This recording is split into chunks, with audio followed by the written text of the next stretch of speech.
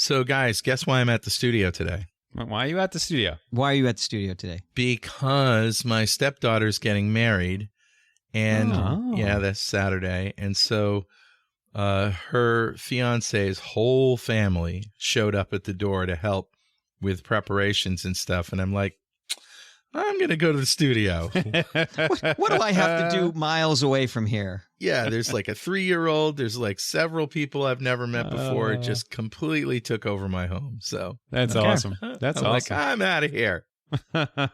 Mazel tov. Mazel See ya. tov. Congratulations. Yeah, congratulations.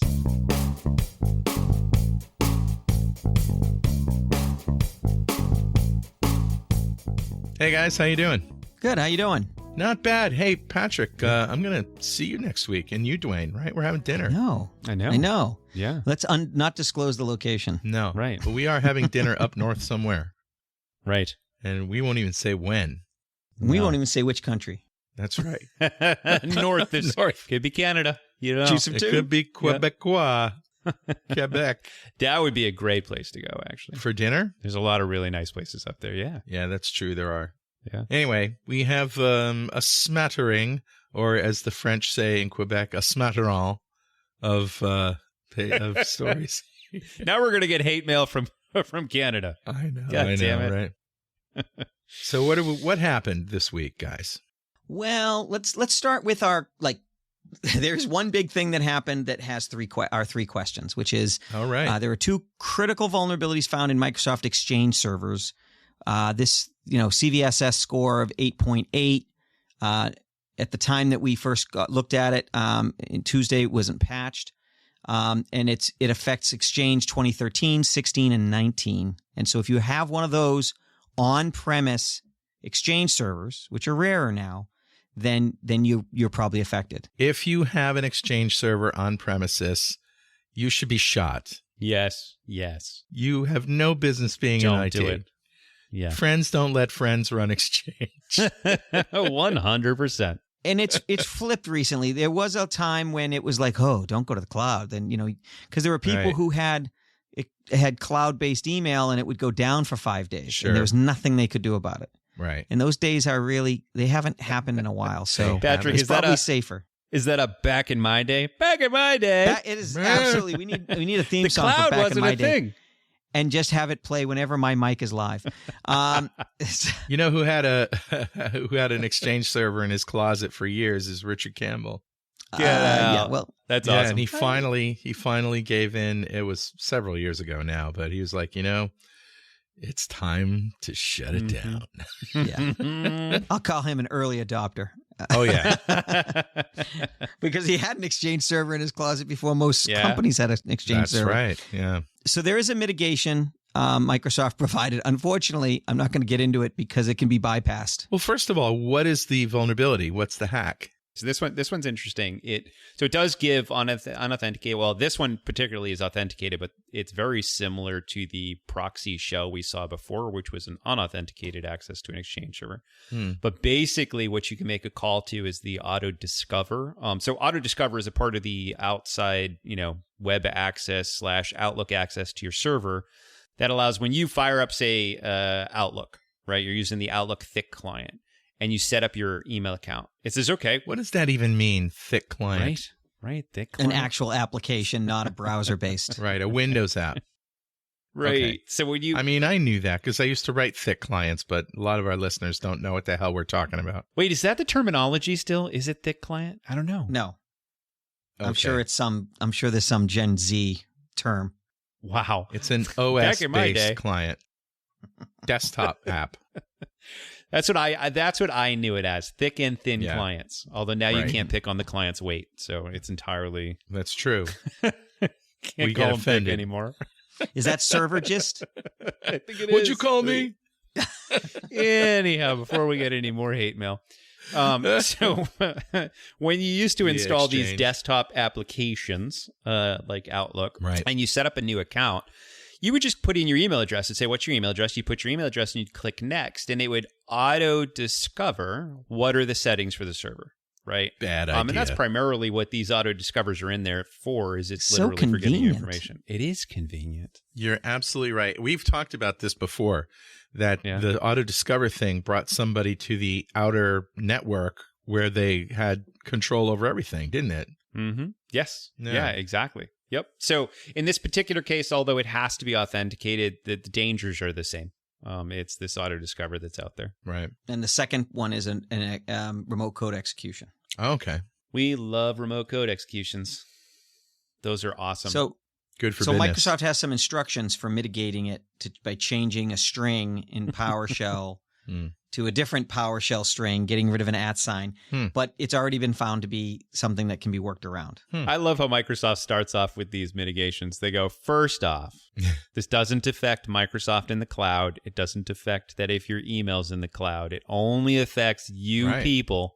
You losers who are running Exchange at home. That's right. Scott Guthrie wouldn't allow it to propagate to the cloud. No, sir. No, sir. Like I said, it used to be that the cloud was the second-class citizen in this because they didn't have all the features of on-premise and they had outages, but now it's reversed. Right. Now, the only caveat here is if you have migrated to the cloud, a lot of people have what's called a hybrid server.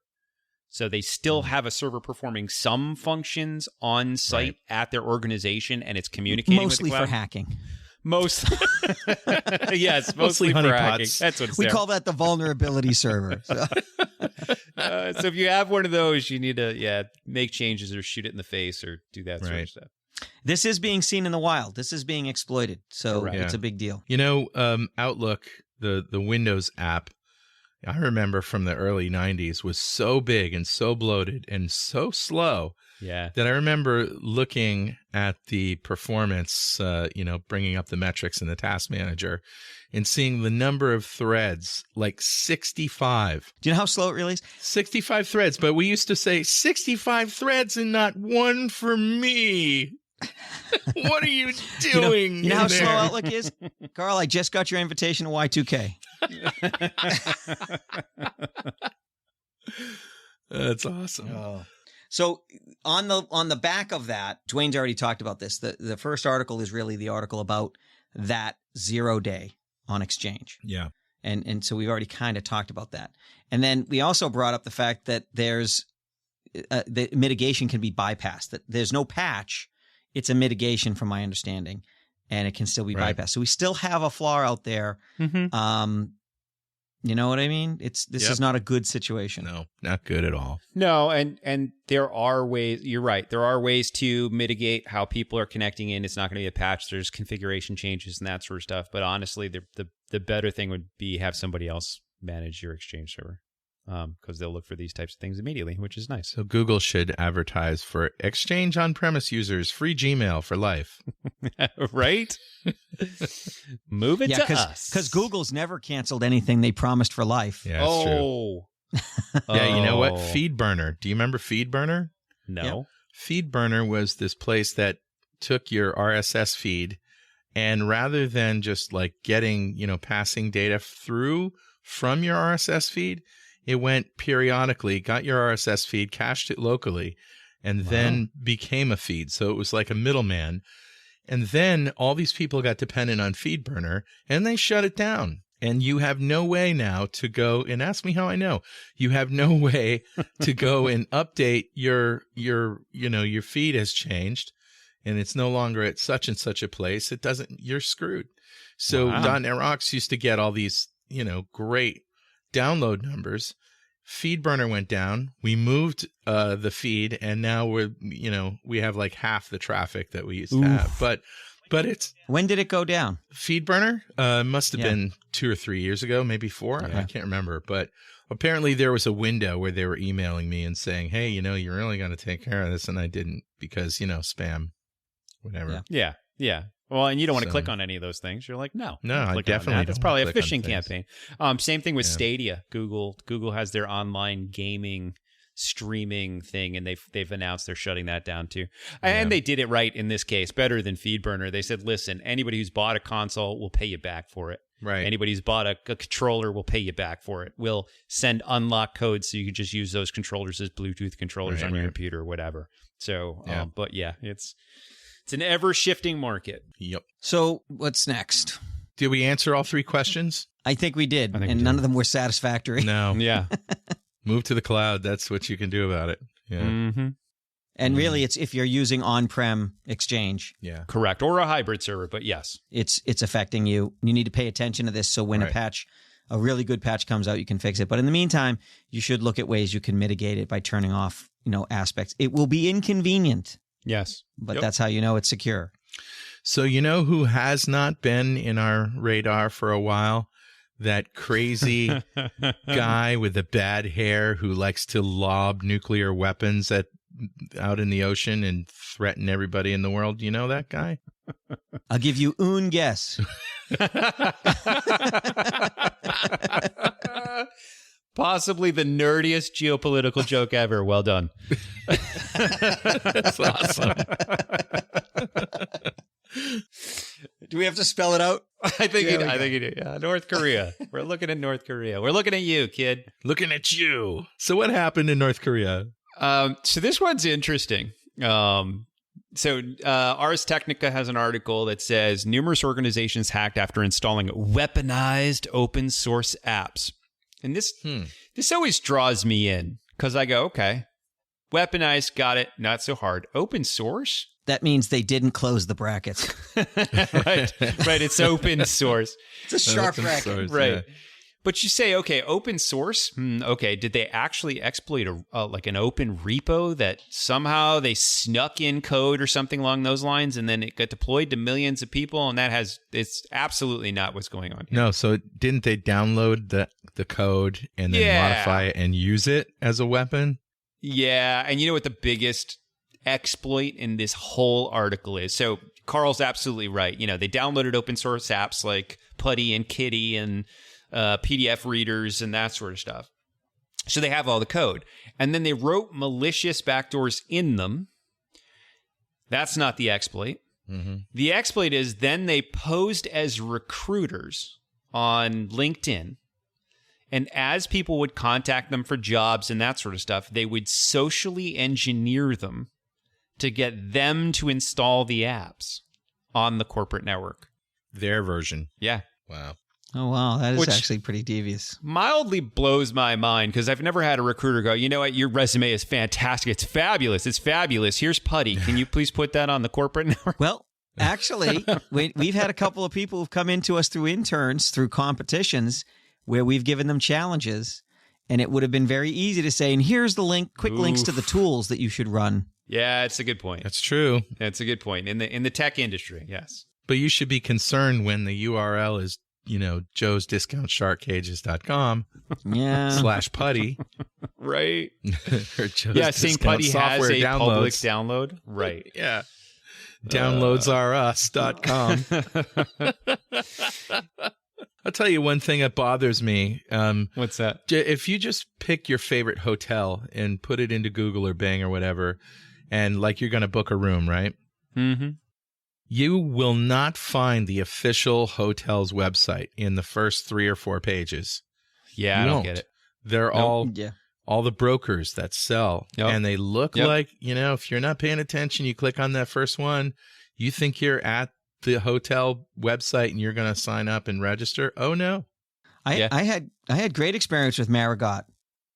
Marigot? Marigot Hotels. Wait a minute. Is that the waterfront Marigot or the Marigot Marquis or the...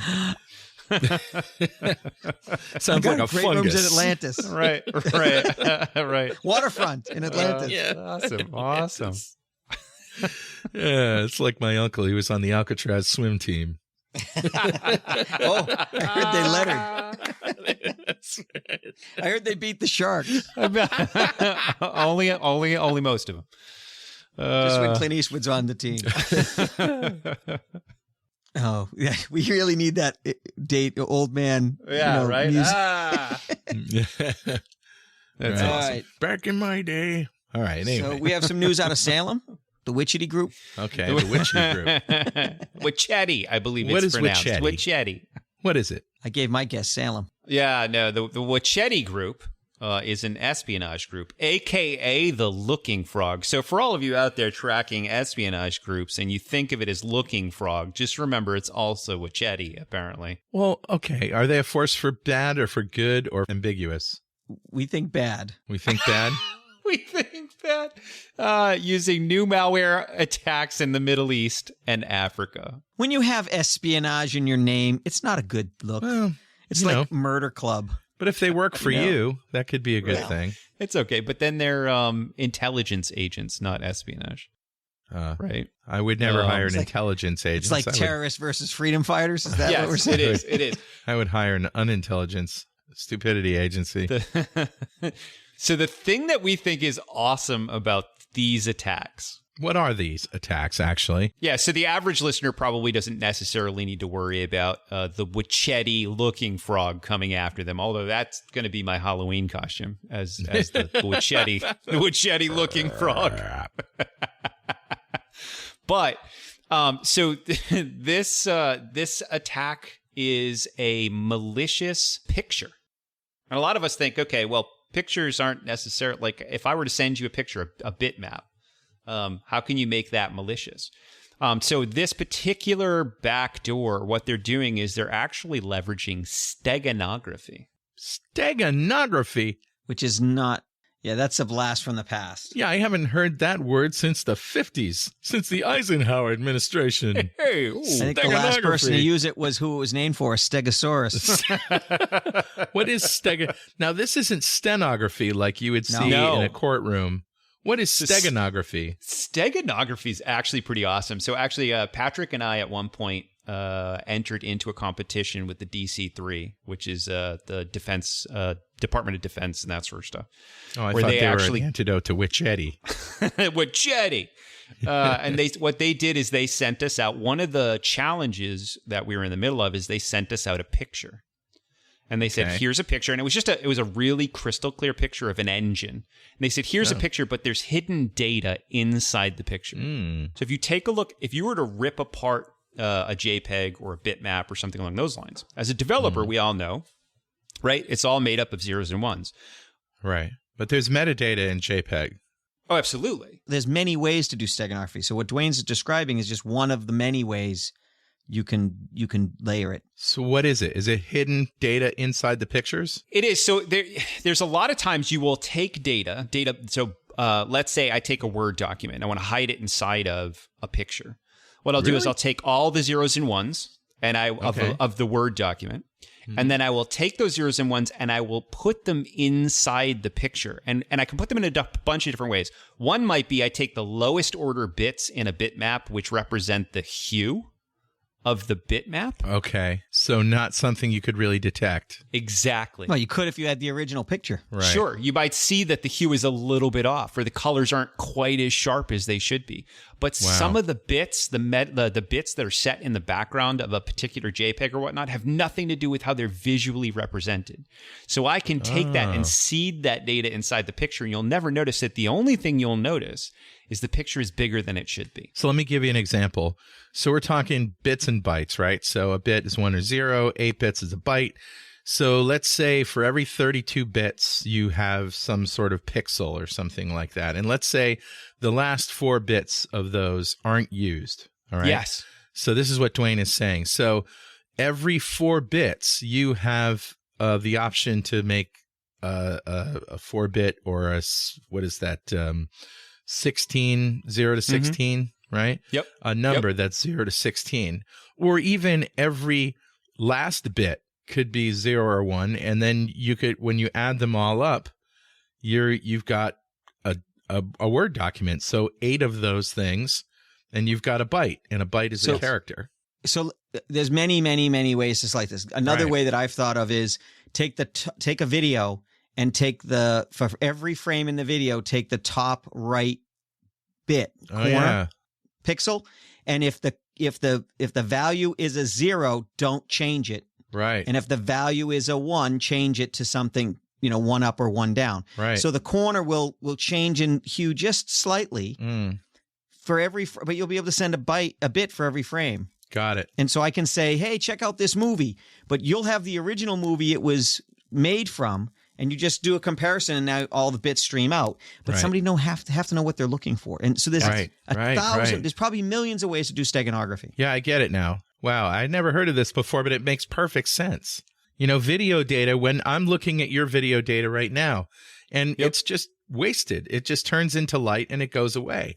But there's information there. And if I had a little client application that sucked out that bit and just turned it into a binary, and that meant something, then we could send each other messages. And nobody would know because I'm thinking it's a selfie or whatever. Right. Mm-hmm. Right. Wow. Yeah. And anybody intercepting the message, the video, the picture, I or have whatever no idea. goes, it's just a picture. It's just a video Just of a these picture. three clowns talking to each other. Right. Right. But not realizing that there's data in the background. So what they did is they took these bitmap images, these pictures, and they encoded it with a binary file in the background that was their backdoor, their exploit. And then they put those images up on GitHub so that they were publicly accessible. So they could run an exploit, run a command or whatever that would pull that image down. Now, they also needed to already have control over the system, right? Because you need something to pull that data out and make the binary useful. It's more about protecting the fact that data is going back and forth, so it's not detected, not getting entry to the system. And that's a perfect point, Patrick. This is one of the reasons why steganography, although interesting, and for the people who love the spy and tradecraft, it's awesome. But from a practicality standpoint, you have to already have control over the system to be able to use it. For me to pull down this image, strip the binary out of it, and then run some executable, I need to have control over the system already to do that. So it's an interesting way to transfer data, but not something. And there's a signal to noise problem. You need a lot of noise to hide the signal. Well, and same thing. There are plenty of networks. We've been in the middle of highly secure networks where we've used DNS to pull information down, pull down full binaries, full executables. And there's a lot of signal in there of, wow, we have 5,000 times the amount of DNS requests today than we did yesterday. Nobody's watching that. Just like, hey, we downloaded 2 gig worth of pictures today. Yet again, nobody's watching that, right? So it's a good way to infill data, right? It's like the classic caper. They move the body out of the hotel in the laundry baskets. Right. Yeah, one piece at a time. That was dark. All right. Sorry about that, guys. It's October. It's fine. We can be dark. It's a family show. People are listening with their kids. Sorry, kids. Yeah. So this is the episode of when you least expect it, because this is another one. The browser and browser threat, which we talked about before, is our next story. Okay. And this is one that Dwayne really likes, I think.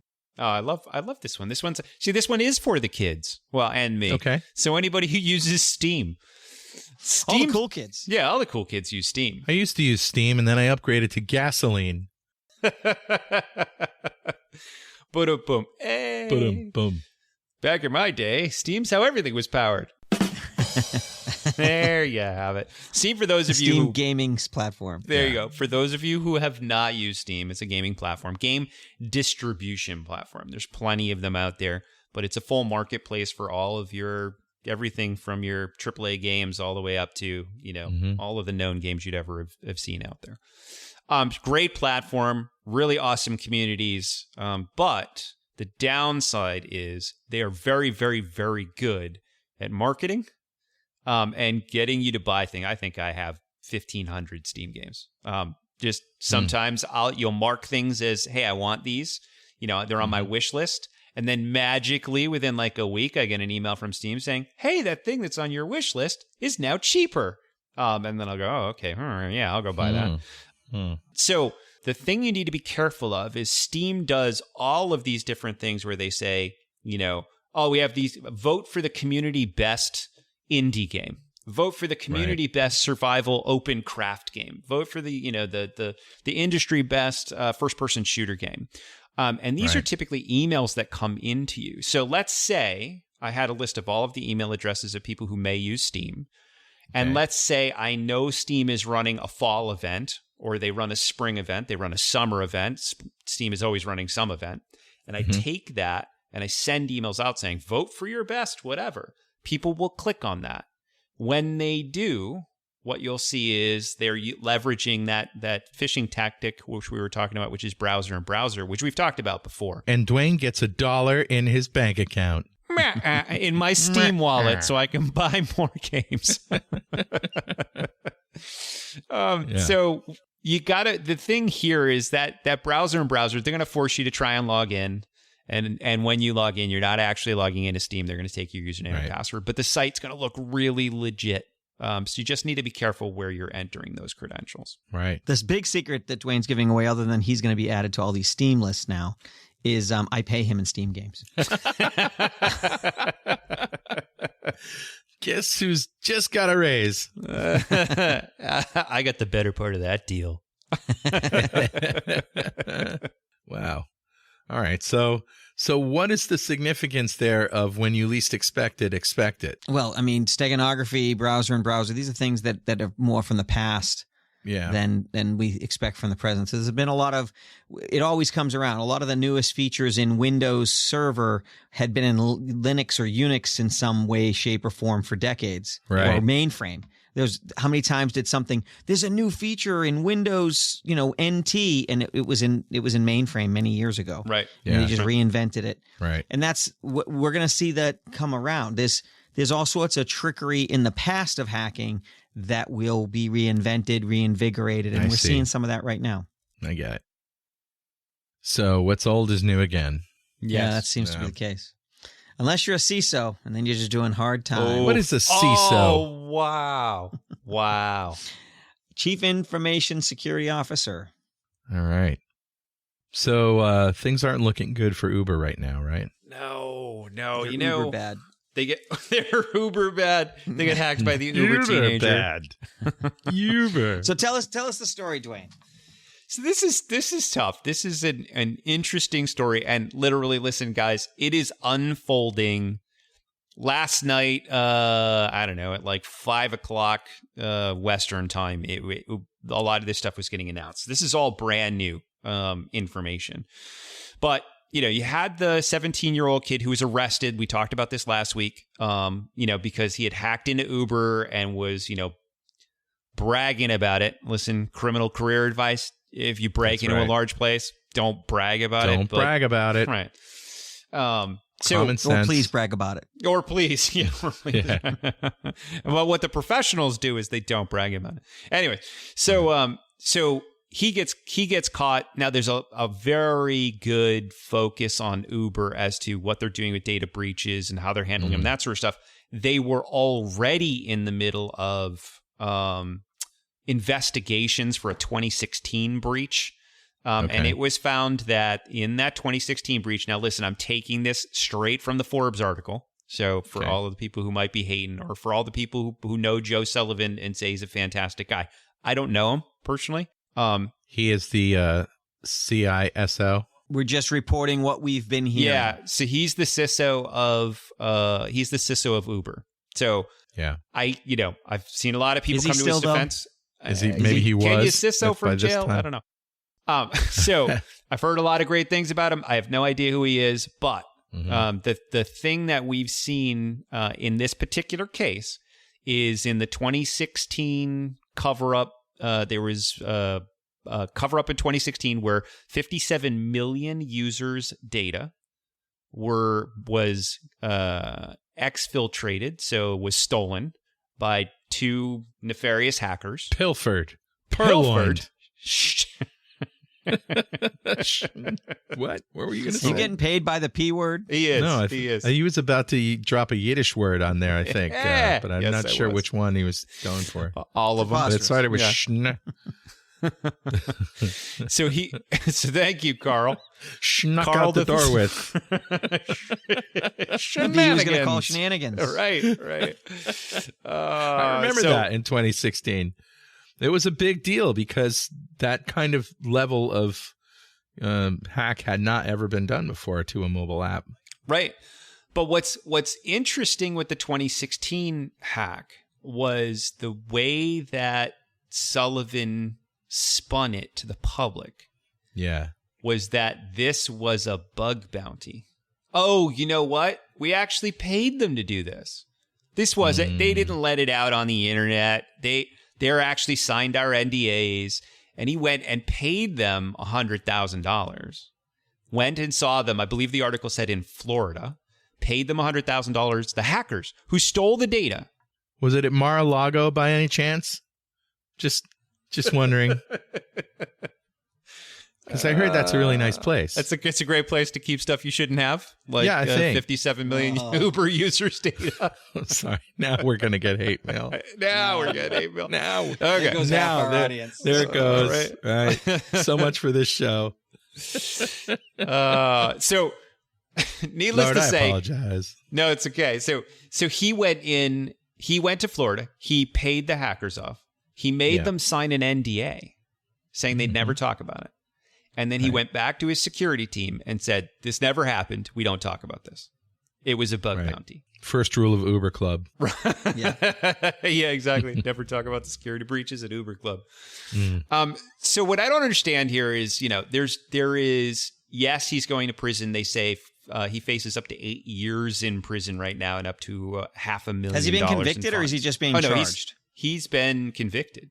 Wait a minute. This latest one, or in 2016 he was let go? 2017. Blah blah. No. This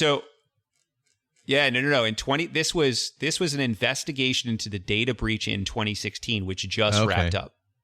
Yeah, he was fired in 2017, charged in 2018, pled not guilty. Right. And now they finally came back and said, no. We found you guilty of obstructing an investigation by the FTC. So there's a lot of CISOs out there that are probably like wondering if they would have done the same thing and if they've done things that might approach this level, because it raises the bar on, what level of shenanigans will and won't be allowed. So they said, we're going to give you a ride to prison. We'll call a lift for you. There you go. Oh, that'd be the ultimate rubbing the salt in the I'm sure he doesn't ride Uber anymore. No. He's like, that data's out on the internet. I can't ride them. That's like Putin style humiliation right there.